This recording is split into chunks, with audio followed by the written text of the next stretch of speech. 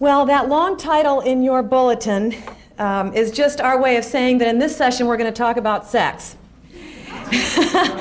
And what is a marriage conference without sex anyway? And I feel like I definitely lucked out because I got the best topic, or at least the topic with the best research possibilities. And I have to admit that my husband took full advantage of this whole situation in a very stereotypical fashion. He said, "Ruth, I want you to go fully prepared, having fully researched your topic, and I want you to go fully full of integrity. I want you to be able to say that you have lived deeply everything that you're saying in your message while you're there."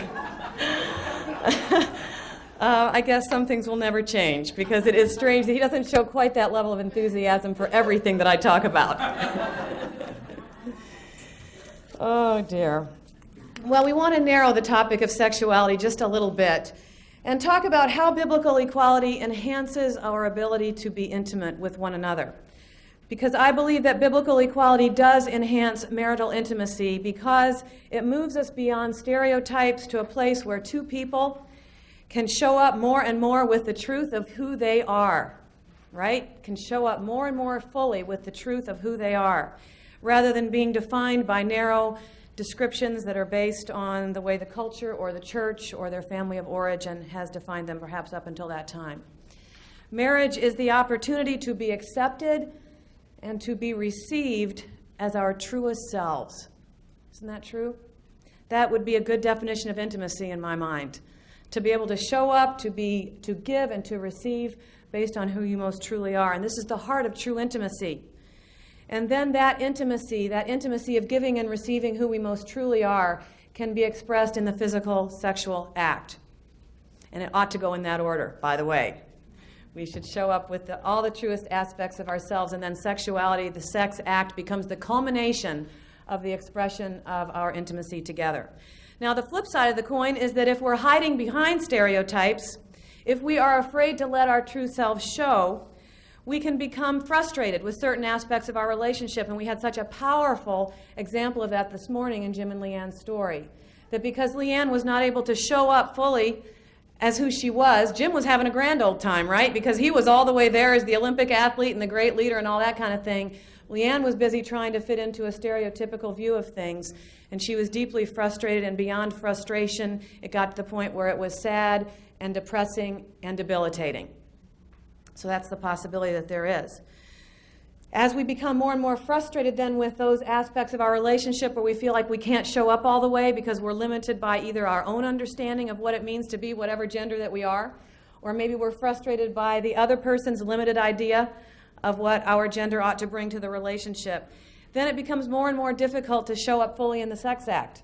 Isn't that right? Because if the sex act is the culmination of our intimacy in all those other ways, if we're not able to show up fully as who we are, and if we're hiding behind stereotypes or not able to receive one another fully, then the sex act becomes difficult as well because it's hard to show up there all the way as well. And I remember my experiences as a young wife, where early on in our marriage, for the first year, things were just fine, but when the children started to come along and we started to settle into the more stereotypical roles where I was at home with the children and Chris was out developing his career as a banker and doing very well with that, and I was feeling more and more frustrated about the limitations of our relationship, I found that my sexual interest was diminishing as well. Because I wasn't happy being a woman. And if there's one thing that you need to have for good sex, you need to be happy with being a man or happy with being a woman, right? Because that's the place where you show up as one or the other. And so you want to feel really good about being a woman so that you can show up all the way as a woman in the sex act. And you want to feel really good about being a man so that you can show up all the way as a man when you're involved sexually with your mate. And so these things run together then, whether or not we are freed up all the way to be everything that we're meant to be in God, that has a great deal of impact on whether or not our sexual relationship is fulfilling as well. Ann Burke, who is the director of sex therapy at a program in Boston, says that one of the major predictors of sexual dysfunction in women in particular is chronic and unexpressed anger. And in this whole thing about stereotypes, anger is one of the primary emotions that a woman begins to experience if she's brave enough to say that she's feeling it. Now, anger is not that acceptable of an emotion for women, so it might be hard to actually admit the fact that she's feeling that way. But when a woman or a man feels that they are not free to be who they are, there is a sadness and there is also an anger. And so Ann Burke says that when women are angry with their husband or their boyfriend, or there is unresolved anger and that anger cannot vent itself, it can have a direct and crippling effect on sexuality and sexual expression. Repressed anger and loving abandon just don't seem to be able to exist side by side in most cases. You got that? This is like 101 here. Repressed anger and loving abandon have a hard time existing side by side. So when a woman, or a man for that matter, is not happy with the expression of their gender as they show up in the world and in their marriage, there can be this crippling effect. In fact, this therapist recalls the case of one woman who was angry with her husband because he was rarely home. And it could be anger for anything, really, but anything that can't be vented, anything that can't be expressed. And she could not bring herself to confront him about this, about the fact of her anger, and so she developed a vaginal condition which prevented her from having intercourse. It's okay if we get a little bit graphic in this one? Are we there? Is that okay? We've been together long enough. We know that we can do this together. Good. We're an adult group. As soon as she was able to confront him with this and to say, I need you to be home more, or I need to have a fuller expression of my own self as well, her condition vanished, and they were able to resume a sexual relationship that was beneficial and satisfying to both of them. And so this idea that whatever is repressed in our relationships, especially anger, and especially discontent with how the whole gender piece is working itself out in the relationship, that can have a great deal of impact on our sexual functioning and a great deal of impact on our intimacy. And that's why we want to talk about sexual stereotyping and how we can move beyond stereotypes in such a way that our intimacy is deepened and is satisfying, not only in the everyday moments of our lives, but in those beautiful, wonderful moments when we express our intimacy through the sexual act. Now, I have a book with me called Gender Babble. Maybe some of you have seen this. It's the dumbest things that men ever said about women. And this book captures a few of the stereotypes that have been functioning in our society. And so I want to just read a few of these just to get you in the mood for talking about stereotypes and to begin to feel at a gut level how debilitating these kinds of things can be. Plutarch says that the wife ought not to have any feelings of her own, but should join with her husband in his moods. That would make it hard to show up as a full person, wouldn't it? Donald Trump says, Ivana and I don't have tremendous fights because ultimately Ivana does exactly as I tell her to do. She's having a hard time showing up as her true self, I'm sure. A meteorologist says that women's logic is one of those contradictory terms like military intelligence. And one more, Ralph Waldo Emerson. We love these people, but sometimes if you look under the hood very closely, there's a few things that aren't so pleasant. He says that women should not be expected to write or fight or build or compose scores. She does all by inspiring men to do all. Now, Garrison Keillor reclaims the whole situation for us. He says this. He says, girls had it better from the beginning. Boys can run around fighting wars for made-up reasons with toy guns going ksh, ksh, and arguing about who was dead, while girls play in the house with their dolls, creating complex family groups and solving problems through negotiating and role-playing. Which gender is better equipped on the whole to live an adult life, would you guess? So there you go. Just a little wisdom about stereotypes. Well, let's face it, shall we, in this moment, that stereotypes are a bad thing. They are either insulting or they are at least gross generalizations. And while stereotyping is a natural process that we as human beings engage in, because we do in our minds try to sort out realities, right? And we need to have compartments for things, and we can't leave everything wide open, so we do try to sort things out and put things in compartments, and that's a good thing for our brains to do. But when we do that in areas of our lives that are this important, and we do it in an unnuanced way, we set ourselves up for a great deal of difficulty, because then what happens in the area of stereotyping is then we begin to respond to one another based on our preconceived notions of who each other is or ought to be, rather than taking the time and the effort to get to know that person for who they really are and then responding to them in a way that is congruent with who they really are. It used to be that female stereotypes, the woman as sex symbol, the decorative wife, the dutiful secretary. If you think about these things, these are stereotypes that we live with that are very familiar for us. The powerless victim, you know, the woman is the powerless victim. It used to be that these female stereotypes got all the press. And women have been understandably offended by the fact that they have been reduced to these kinds of limited roles and portrayals. But more recently, men are beginning to understand, too, that they have been limited by stereotypes as well. Andrew Kimbrell, who wrote the book The Masculine Mystique, he observes this, and he's writing to men, and he says, we treat women as sex objects, but men are treated as success symbols. You and I, he's addressing his men, his friends, you and I are taught from the time that we were kids that we had one job and one job alone, that we're going to be judged by our parents, our spouses, and our competitive male peer group by how successful we are. In short, he says, the expectations of popular culture and of most people that you be strong, successful, powerful, authoritarian, and efficient, these expectations are impossible for us to fulfill. And some of you men feel that way today. You feel weighted down with the expectations of our culture, just like we as women feel limited by the expectations of our culture. Another author who writes in our newspaper locally in Chicago has this to say about his own desire to be released from rigid gender stereotypes. He says, biology is not destiny for men either. He says, our world would be a better place if men could break out of the rigid roles that we've been taught, and if we could be freer to explore different kinds of work and styles of living. Listen to this. This is very poignant. He says, when we get trapped in our work or isolated within ourselves, we risk dying a slow death and taking others with us. So men and women are both definitely damaged by our human tendency to stereotype.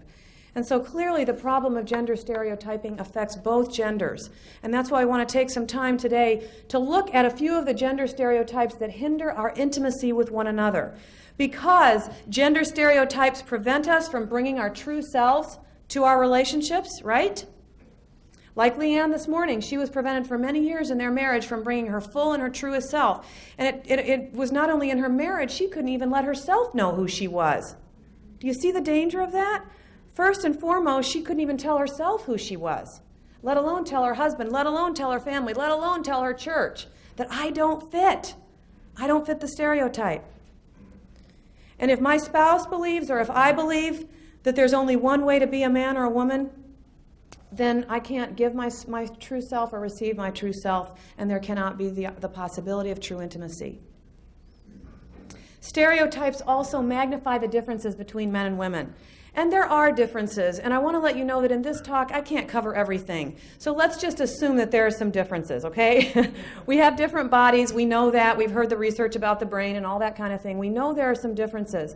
But I would like to say today that stereotyping magnifies our differences rather than helping us to understand that we share a common human experience. And if men and women could understand that we share this common human experience and lean into that and be compassionate towards one another and be understanding and invite the whole of each person to come forward, we would be in a whole different place. Elaine Storkey has this to say, that we often hear the comment that women and men are the opposite sex, yet we are more like each other than anything else in creation. Isn't that true? What if we stood on that reality? We are more like each other than anything else in creation. How would that change us in relation to one another? So stereotypes prevent us from bringing our true selves to our relationships, which is the core of intimacy. Stereotypes magnify our differences and prevent us from sharing the human experience deeply together. And stereotypes ultimately lead to a distortion of truth. The fact is, there is usually a grain of truth in every stereotype, and this is one reason why we accept stereotypes so readily. However, stereotypes also exaggerate and overstate the truth to the extent that eventually it becomes an untruth. Now, I'm asking you to I know it's late in the afternoon, and that was a little twist that I just gave you, but I want you to hear that there's a grain of truth in every stereotype usually, which is why they go in so deep. It's why we accept them in the first place. But stereotypes overstate and exaggerate the truth to the point that they usually become an untruth. For instance, the idea that all men ever think about is sex. How many of you men like that stereotype? I don't think so. Something in you going, I don't think so. Well, that is the exaggeration of a truth. I mean, the truth is that most men are very interested in sex, right? That's okay, we can say that.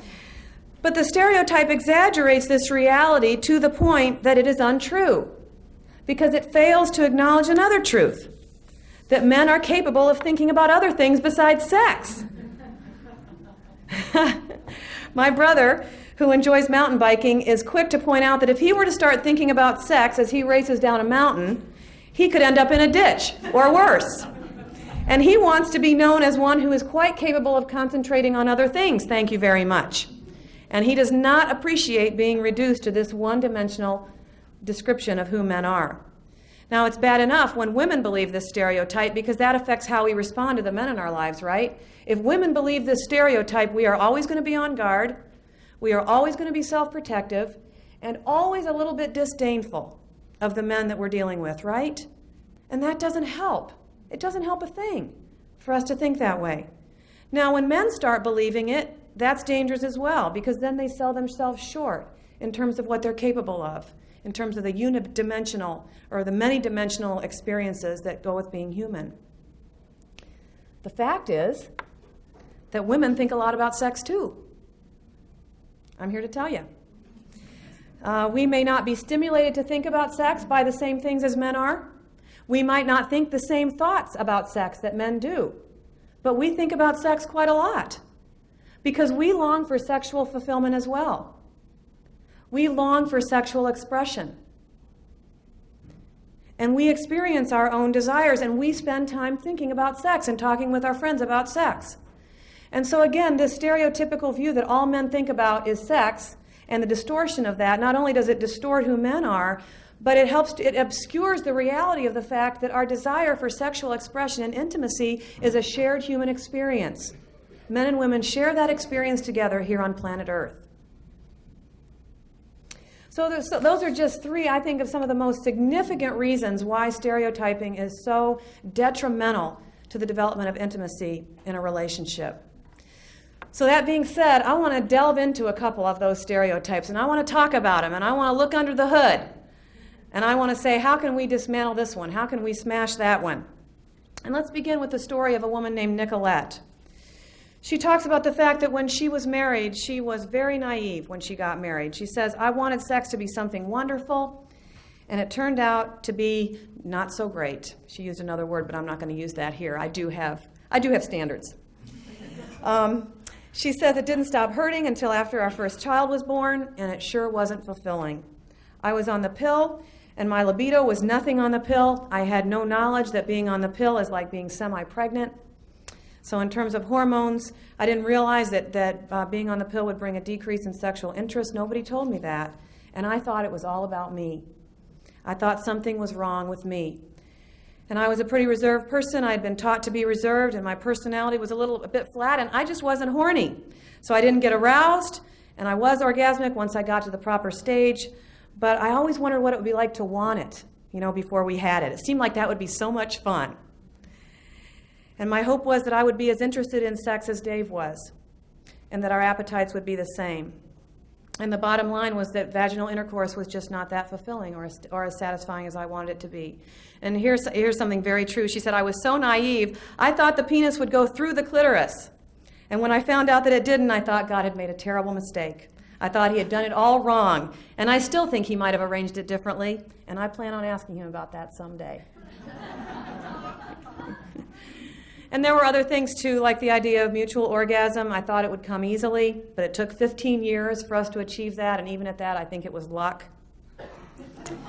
She says our sexual dynamic has been volatile. We'll be doing okay for a while, and then we'll crash, and our true feelings will come out, and one of us will say, I don't like this, and the other one will say, oh yeah, I don't like it either. And the other thing, I got one more thing to tell you. I want more. And then Nicolette will say, you always want more. Well, then divorce me. Well, I can't divorce you because I love you. And if we never had sex again, I'd still love you. All right, then, let's go on. And all the time I'd be thinking, I've got to get better. I've got to get better.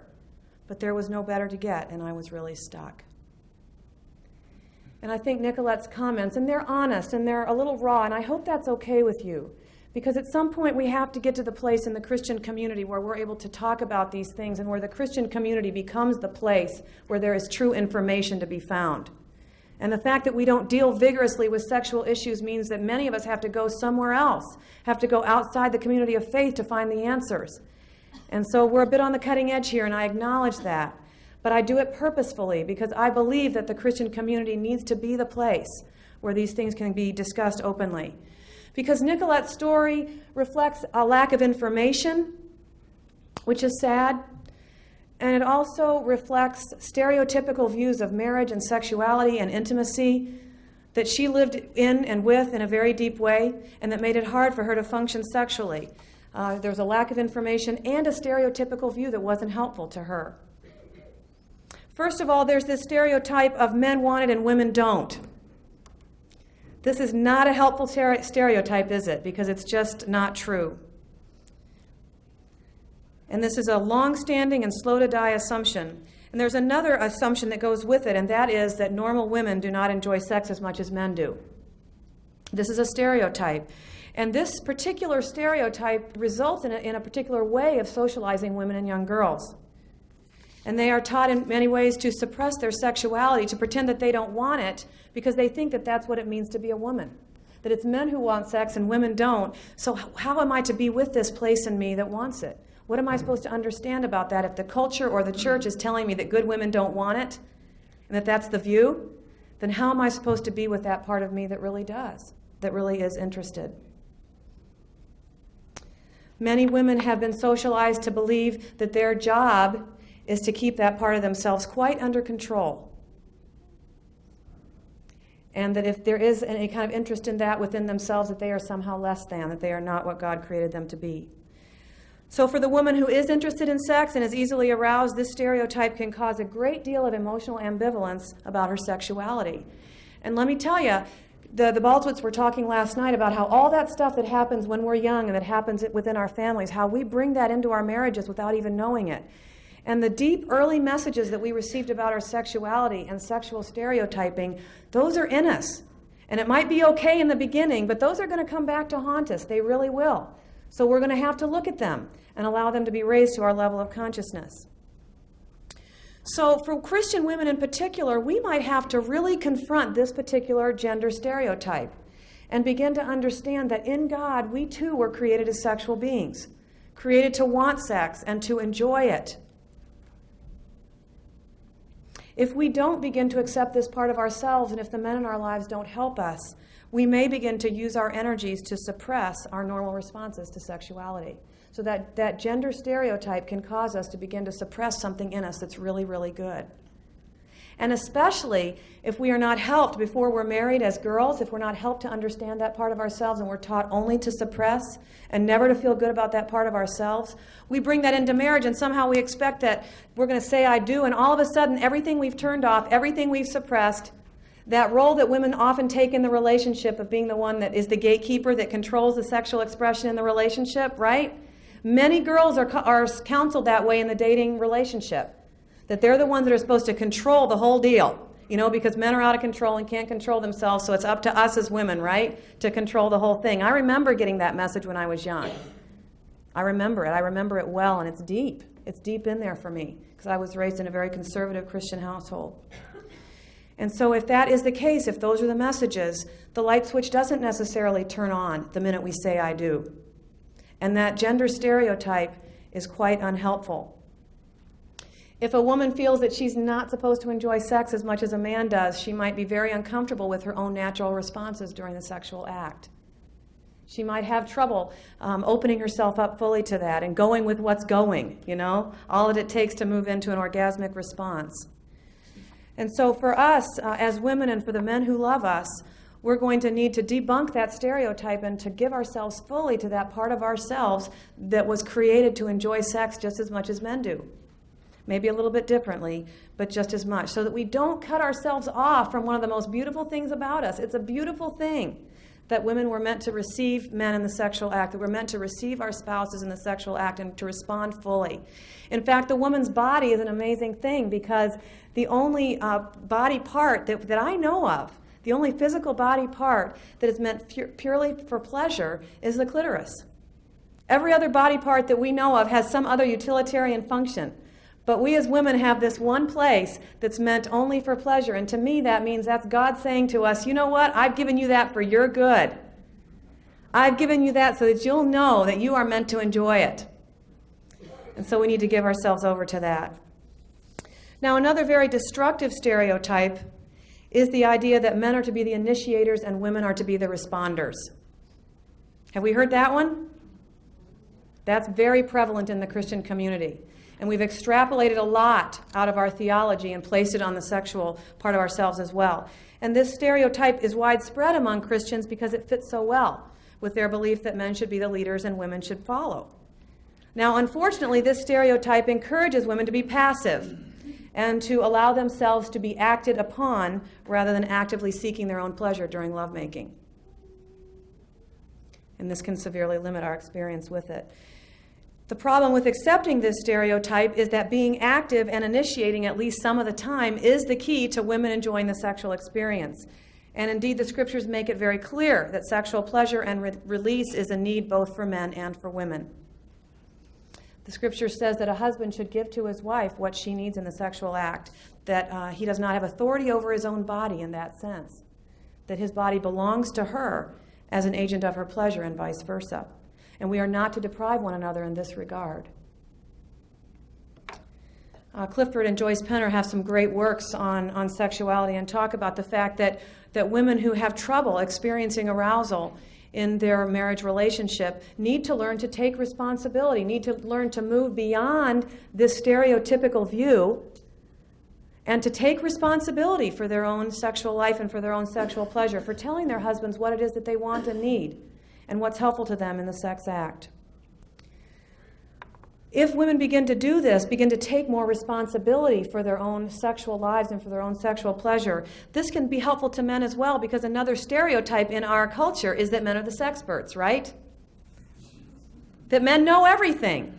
So women come into marriage expecting that their men know everything. The men feel a lot of pressure about needing to perform and needing to do it all, needing to have the whole thing figured out, taking responsibility for making sure that it works out for both of us.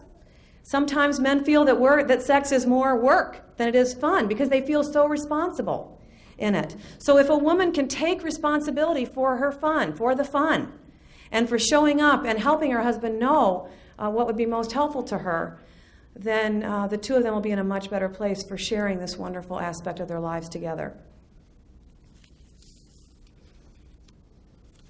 I want to just highlight one other area of sexual intimacy that I think can be very helpful if we would move beyond stereotypes, and that is this stereotype that men are unemotional and strong, and women are nurturing and supportive. We hear that one too, don't we? There is a stereotype out there that men are always strong, that men don't cry. You know, real men don't cry, they don't eat quiche and all that kind of thing, and that women have all this nurturance in them, all this ability to support. And there is perhaps no stereotype that is more damaging to an intimate relationship than this one. Why is that? Because a man who accepts this view will find it difficult to express those common human emotions of vulnerability and deep feeling and doubt. He'll have a hard time learning how to be tender and how to nurture because he'll think that that goes against what it means for him to be a man. It'll be hard to give himself to those pieces of the human experience. He might have the tendency to approach sex as a purely physical act rather than approaching sex as the culmination of the emotional and the spiritual and the physical sharing and openness that he and his wife have. And so this will result in a limited kind of experience for both he and his wife. And in addition, if the woman feels that she's the one always carrying the nurturing aspects of a relationship, always the one who is vulnerable, always the one who is emotional, always the one who's carrying the feeling of the relationship, she'll eventually shut down. She'll eventually say, I don't want to be the only one doing this part of the relating. This feels too vulnerable to me. And so we need to recognize that these generalizations are only partial truths based largely on socialization and personality, not based on the truth of who we are in God, not based on anything that is inherently male or female. In my marriage, my husband happens to be the one that is more emotional than I am. And that's been a hard one for him and for me, because it's been uncomfortable for him to show up as the one who cries more than I do, the one who feels deeper needs sometimes to be connected with me. That's been hard. And sometimes I've struggled with my feelings of, ooh, I'm not sure he's so strong. If he's got so much emotion or if he cries so easily, I'm not sure how I like this. This doesn't fit with what I thought a man needed to be. So part of our journey in our marriage has been for us to come to this place of accepting the fact that his level of emotion is just fine within a man. What it means is he's probably more well-rounded than most, right? And so my challenge is to love him and to support that part of him coming into the full human experience. And his part for me is to love the part of me that's strong and sometimes has a hard time going to that emotional place. So those are a few of the stereotypes. Again, I know that I've been frank with you, but I think at a marriage conference where you all have given your time to come here and to be here with one another and to be alone together, this is a chance for you to work on some of the things that maybe you've had a hard time looking at together, and I hope that you will. So to close, I want to read from Garrison Keillor again, because there's one other myth that I want to shatter right now, and that is the myth in our culture that illicit sex is the best sex. That's what television and the media want to tell us, right? That all the good sex is happening between people who aren't married. That's the message. If people have looked at the statistics and noticed that most of the sex acts that happen on television and in movies happen between people who are not married, which give us the underlying idea that the good sex is happening outside of marriage. And Garrison Keillor has a wonderful, wonderful perspective on that.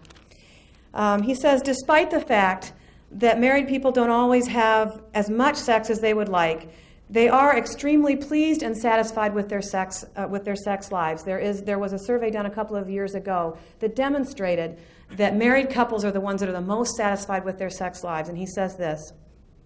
He says, this is a lot of pleasure in a country this big. The happiest ones are the monogamous couples, married or not, despite jobs and careers that eat away at their evenings and weekends and nasty, whiny children who dog their footsteps. And despite the need to fix meals and vacuum the carpet and pay bills, these couples still manage to encounter each other regularly in a lustful, inquisitive way and throw their clothes in the corner and do thrilling things in the dark and cry out and breathe hard and afterwards lie sweaty together, feeling extreme pleasure. So despite all that you may have read lately, there is an incredible amount of normality going on in America these days, and it is good to know. Our country is not obsessed with sex. To the contrary, we wear ourselves out working, we are surrounded with noise and distraction and all manner of entertainment.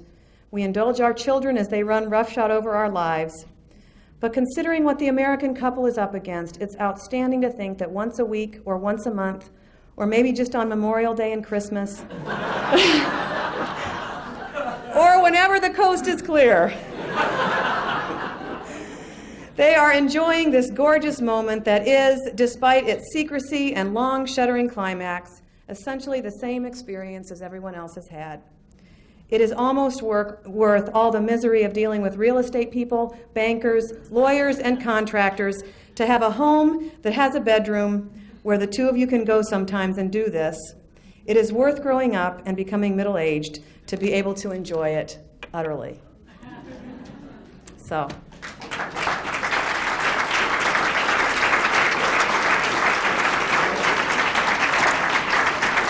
I need to pray. I need to pray.